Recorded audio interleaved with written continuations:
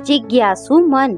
बाहर से खूबसूरत सा दिखता घर, दरवाजे के अंदर आते ही बड़ा सा हॉल, जिसके एक तरफ रसोई की आधी दीवार दिखती है। झांकने पर रसोई का हॉल देखा जा सकता है। हॉल में हल्के नीले रंग के पर्दे लगे हैं।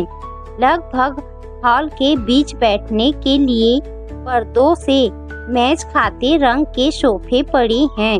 सामने टी टेबल, वहीं पास में एक छोटे से टेबल पर कुछ महंगे गुलदस्ते रखे हुए हैं, जिनके फूलों की खुशबू से साफ जाहिर था फूल अभी कुछ देर पहले बदले गए थे। वहीं पास में कुछ खिलौने बिखरे पड़े हुए थे और एक खिलौने भी कार में सुरभि खेल रही थी।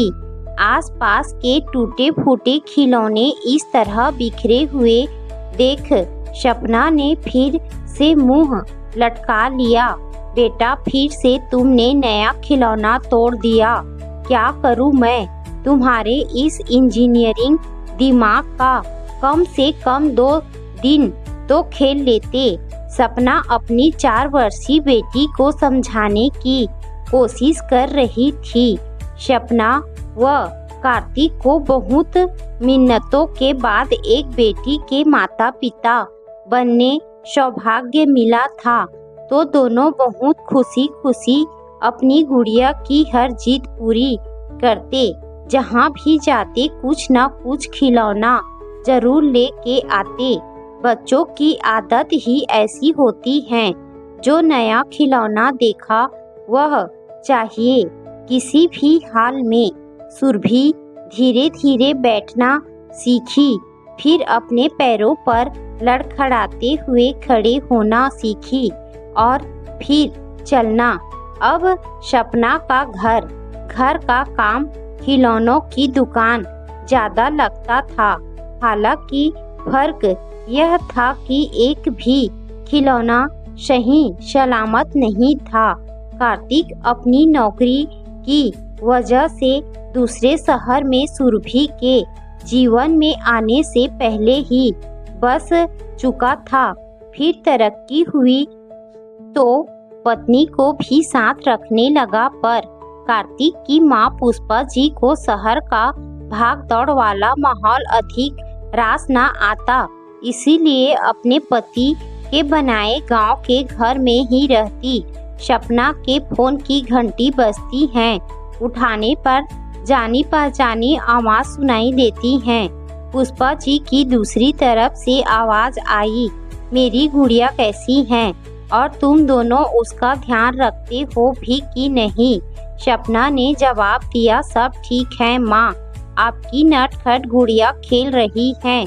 सुरभि तोतली बोलने लगी थी तो सपना ने फोन स्पीकर पर करके सुरभि को बोला, बेटा देखो दादी आपसे बात कर रही है। सुरभि दादी की आवाज सुनते ही खिलौने वहीं छोड़कर दादी कहते हुए सपना के पास आई और दादी से बातें करने लगी। दादी, मम्मा डांटे, खिलौना क्यों तोड़ा बोलकर दादी से माँ की शिकायत करने लगी।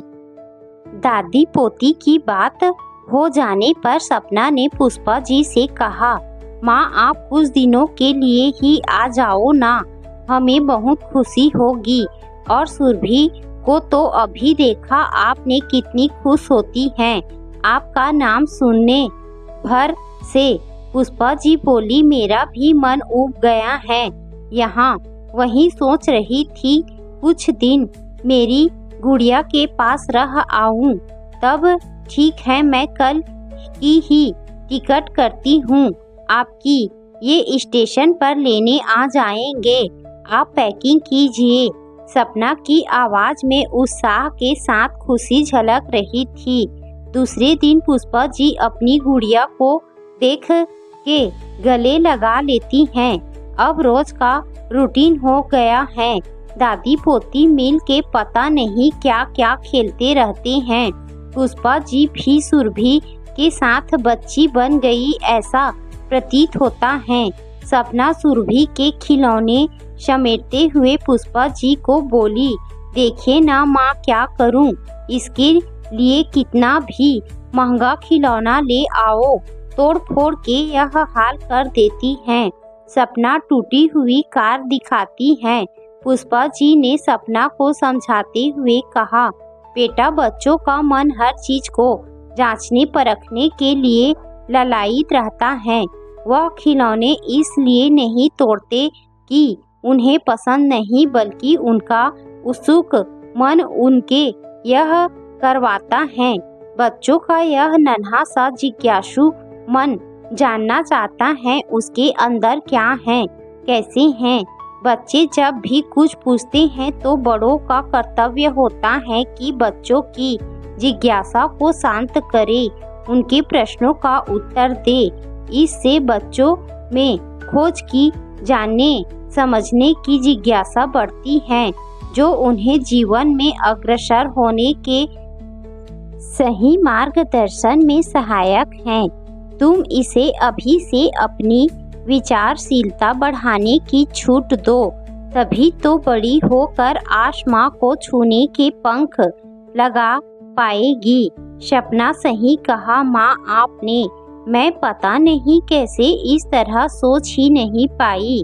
सास बहू सुरभि की तरफ देखती हैं तो सुरभि टॉय ट्रेन को चलाते हुए बड़े ध्यान से देख रही थी। जैसे ही उसे आभास हुआ कि दादी मम्मा उसे देख रहे हैं, वह बोली, मम्मा यह कैसे चलती हैं?